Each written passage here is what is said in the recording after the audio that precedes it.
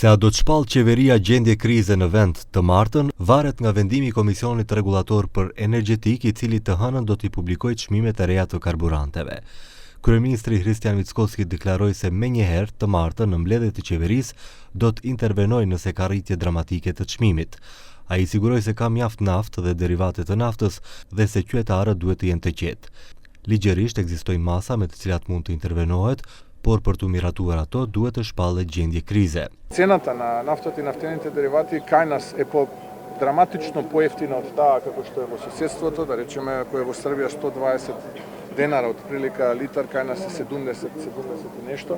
Истиот случај е компаративно ако се направи анализа и со Косово и со Албанија, доколку има драматичен скок на цената, се разбира дека ние како влада веднаш уште во вторник на редовната владина седница ќе интервенираме, имаме неколку опции на располагање, дали ќе намалиме акциза, дали ќе намалиме данок на додадена вредност. Megjithse rezervat e naftës janë për pak më shumë se 60 ditë, ndërsa maksimumi ligjor është 90 ditë, kryeministri pretendon se duke marrë parasysh konsumin ditor, ato janë stabile.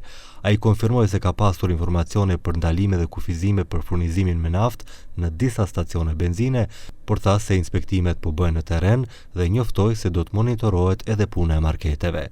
Konfirmoi gjithashtu se ekziston rrezik nga një goditje e re e inflacionit në vend nëse konflikti në lindjen e mesme vazhdon. Дека таа можност за нова инфлација доколку потрае кризата во заливот е возможна, апсолутно е на маса и ние согласно развојот на настаните така како влада реагираме, но ние не сме политичка гарнитура која што сака да внесува страв кај граѓаните, туку ние сме политичка гарнитура која што ги антиципира предизвиците и нуди решенија.